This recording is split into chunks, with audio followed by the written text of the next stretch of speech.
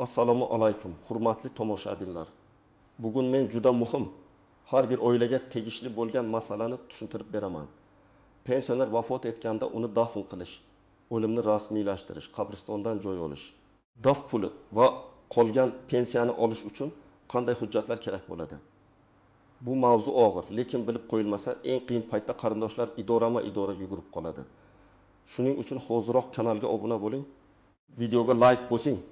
Chunki men bugun sizga oddiy tilda amaliy misollar bilan qaysi qog'oz nima uchun kerakligini batafsil aytib beraman. Eng avvalo bitta narsani aniq tushunib olaylik.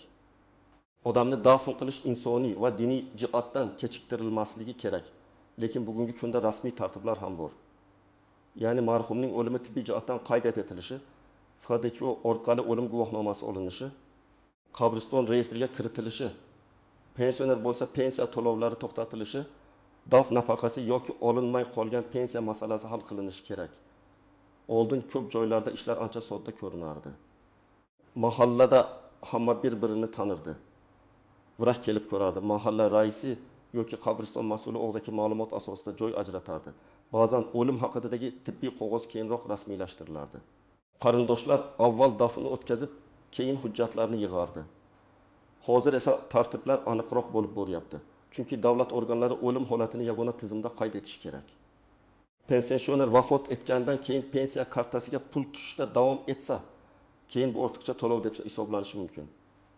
Qabristonlarda ham tartib kuchaygan. Kim dafn qilindi? Qachon dafn qilindi? Qaysi hujjat asosida dafn qilindi? Bular yozib boriladi. Shuning uchun ayrim joylarda o'lim guvohnomasi yoki tibbiy ma'lumotnomasi dafn qilmaymiz degan talablar uchraydi. Odamlar esa buni endi pensionerlarni qog'ozsiz ko'mishmaydi deb tushunib vahimaga tushmoqda. Men ekspert sifatida sizga shuni aytaman. Vahima qilmaslik kerak, lekin tayyor bo'lish shart. Ayniqsa uyda keksa ota-onasi, buvisi, bobosi, nogironligi bor pensioner qarindoshi bo'lganlar buni oldindan bilib olishi kerak. Chunki vafot holati yuz berganda odamning boshi qotadi. Kimga qo'ng'iroq qilishni, qayerga borishni bilmay qoladi. Birinchi kerak bo'ladigan hujjat odatda tibbiy o'lim haqidagi ma'lumotnoma hisoblanadi. Agar odam uyda vafot etsa, ko'pincha oilaviy poliklinika shifokori, tez yordam yoki hududiy tibbiyot xodimi chaqiriladi. Ular marhumni ko'rib, o'lim holatini qayd etadi. Agar o'lim tabiiy bo'lsa, masalan 2 yoshli pensioner uzoq yillardan beri yurak yetishmovchiligi, qon bosimi, qandli diabet bilan kasal bo'lgan bo'lsa, shifokor tibbiy xulosa berishi mumkin. Shu xulosa keyingi rasmiylashtirish uchun asos bo'ladi. Agar o'lim kasalxonada sodir bo'lsa, masala biroz osonroq. Kasalxona o'lim haqidagi tibbiy hujjatni rasmiylashtiradi. Masalan, 26 yoshli otaxon insult bilan shifoxonaga tushdi. 5 kun reanimatsiyada yotdi va vafot etdi. Bunday holatda oila a'zolari odatda shifoxonaning tegishli bo'limidan o'lim haqida tibbiy ma'lumotnoma oladi. Keyin shu hujjat asosida FDYga boriladi. Ikkinchi muhim hujjat FDY tomonidan beriladigan o'lim guvohnomasi. Bu hujjat juda muhim. Chunki aynan o'lim guvohnomasi orqali marhumning vafoti davlat reyestrida qayd etiladi. Qabriston ma'muriyati, pensiya jamg'armasi, bank, notarius, meros ishlari, uy-joy hujjatlari ko'p joyda aynan shu guvohnoma so'raladi. Uchinchi hujjatlar toifasi, marhumning shaxsini tasdiqlovchi hujjatlar. Bu pasport yoki ID karta bo'lishi mumkin. Agar marhum pensioner bo'lsa, pensiya daftarchasi, plastik karta ma'lumotlari, bank hisob raqami, pensionerlik bilan bog'liq ma'lumotlar ham kerak bo'lishi mumkin.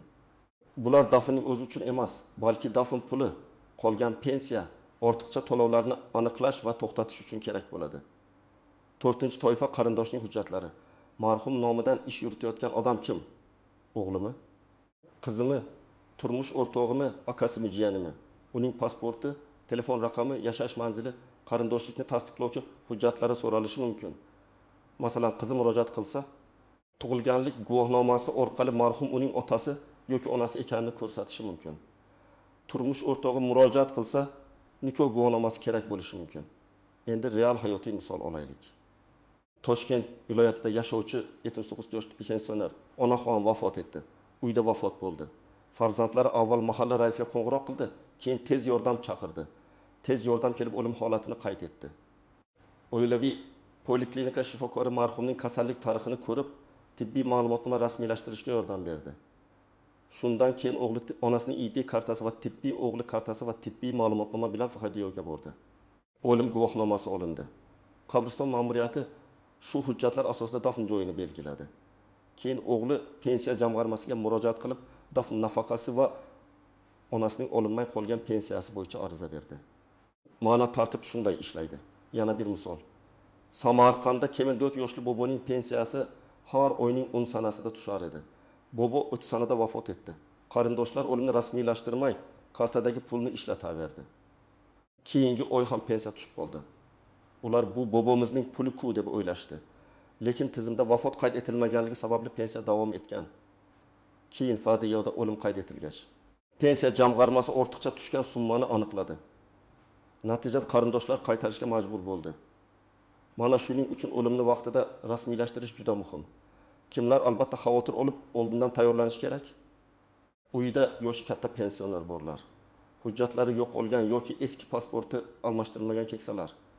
Boshqa viloyatda ro'yxatda turib, boshqa joyda yashayotgan pensionerlar, yolg'iz yashaydigan keksalar. Nogironligi bo'lgan pensionerlar. Pensiyasi bank kartasiga tushadigan, lekin kartasi farzandlar qo'lida bo'lganlar. Bunday oilalarda oldindan hujjatlarni tartibga solib qo'yish zarur. Kimlar haddan tashqari xavotir olmasligi kerak?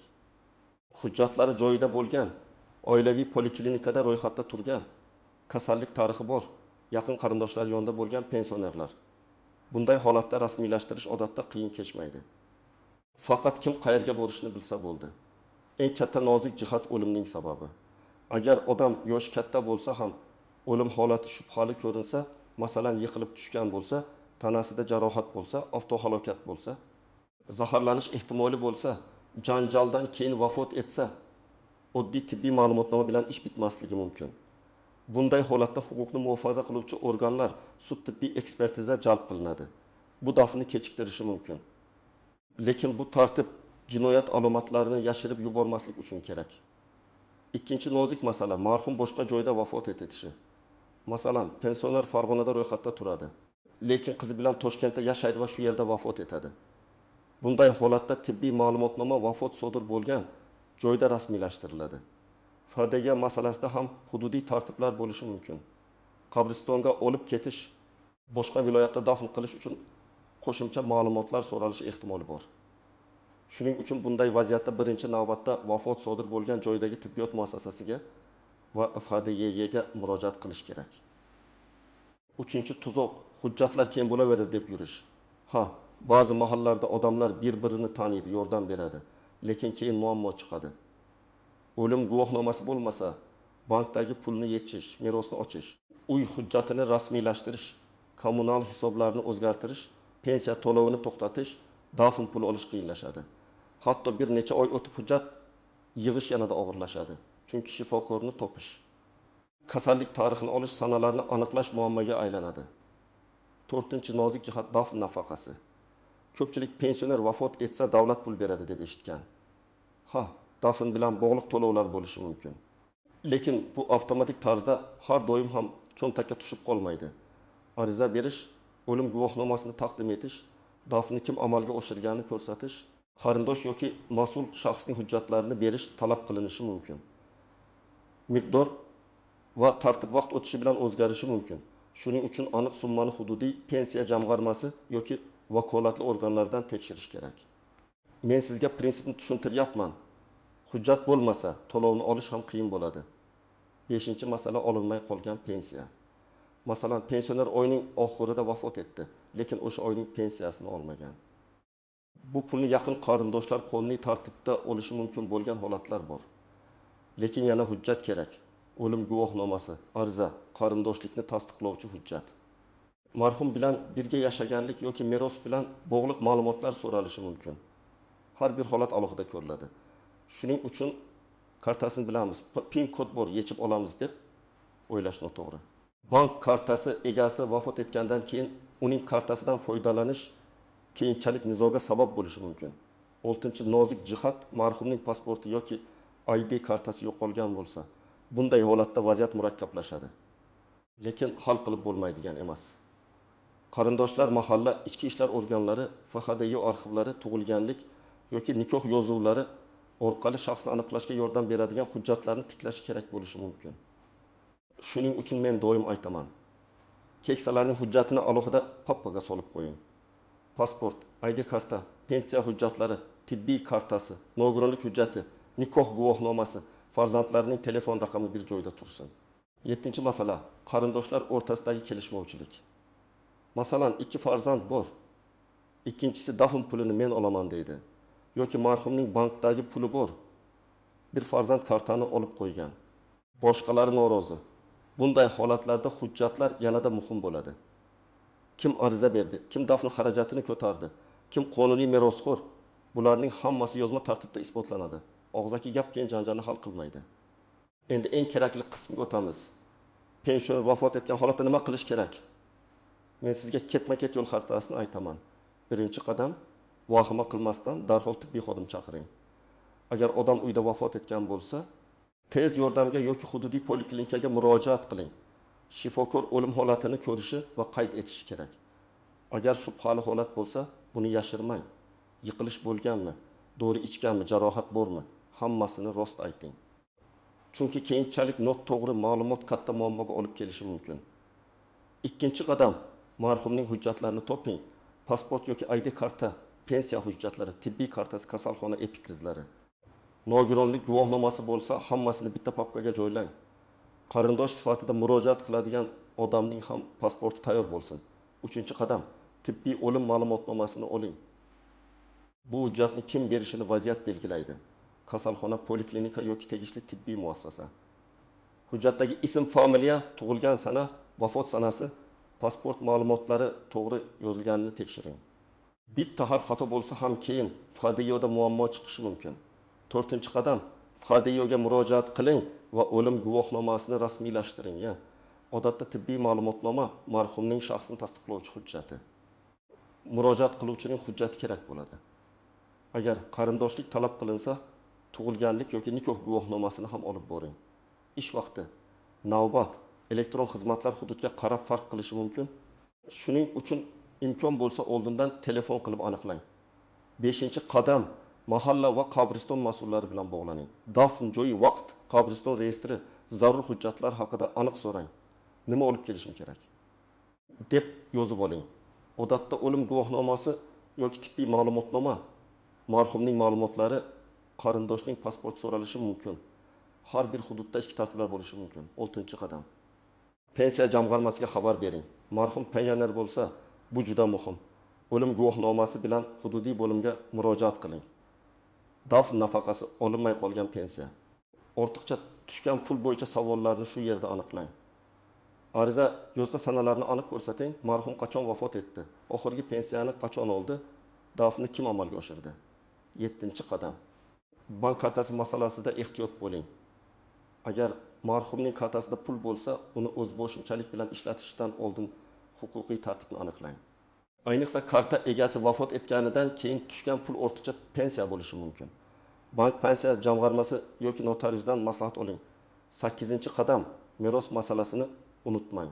Uy, yer, avtomobil, omonat, bankdagi pul, aksiya yoki boshqa mulk bo'lsa, notariusga murojaat qilish kerak bo'ladi. O'lim guvohnomasi bu jarayonda asosiy hujjatlardan biridir. Meros bo'yicha muddatlar mavjud bo'lishi mumkin. Shuning uchun yillar davomida cho'zib yurish kerak emas. Oldindan nima qilib qo'yish kerak? Men har bir oilaga shunday maslahat beraman. Uyda muhim hujjatlar pappakasi bo'lsin. Unda pensionerning ID kartasi nusxasi, pensiya ma'lumotlari, tibbiy kartasi yoki tashxislari, qaysi poliklinikaga biriktirilgani, davolovchi shifokor telefoni, farzandlar telefonlari, nikoh guvohnomasi, tug'ilganlik guvohnomalarining nusxalari saqlansin. Bu yomonlik chaqirish emas. Bu oilani qiyin paytda sarson qilmaslikdir. Agar keksa odam boshqa viloyatda ro'yxatda turib, siz bilan yashayotgan bo'lsa, oldindan mahalla va poliklinikada ma'lumotini tartibga keltiring. U qayerda ro'yxatda, qayerda davolanadi? Pensiyasi qaysi bankka tushadi? Kartasi qayerda? PIN kodni kim biladi? Bularni qonuniy va tartibli qilib qo'ying. Lekin kartadan foydalanishda ehtiyot bo'ling. Tirikligida pensionerning roziligi bilan yordam berish boshqa. Agar hujjatlar yo'qolgan bo'lsa, bugunoq tiklashni boshlang. Hali vaqt bor demang. Keksa odamning pasporti eski, yaroqsiz, familiyada xato, tug'ilgan sanada farq bo'lsa, keyin o'limni rasmiylashtirishda juda ko'p savol tug'iladi. Ayniqsa sobiq ittifoq davridagi hujjatlarda ismning turlicha yozilishi ko'p uchraydi. Masalan, Abdullayev bir joyda Abdullayev, boshqa joyda Abdullayevich deb ketgan bo'lishi mumkin. Bunday mayda ko'ringan xatolar keyin katta to'siqqa aylanadi. Yana bir muhim maslahat. Har bir hujjatdan nusxa oling va telefoningizga rasmga tushirib qo'ying. Albatta asl hujjat o'rnini bosmaydi, lekin favqulodda vaziyatda ma'lumotlarni tez topishga yordam beradi. Pasport seriyasi, ID raqami, tug'ilgan sana, yashash manzili, poliklinika raqami, bular kerak bo'lganda odam hayajondan eslay olmay qoladi. Demak, hurmatli tomoshabinlar, masala shunday. Pensioner vafot etganda gap faqat dafnning o'zida emas, o'limni tibbiy qayd etish, FHDYodan o'lim guvohnomasi olish, qabriston tartibiga rioya qilish, pensiyani to'xtatish, dafn nafaqasi va olinmay qolgan pensiyani rasmiylashtirish kerak bo'ladi.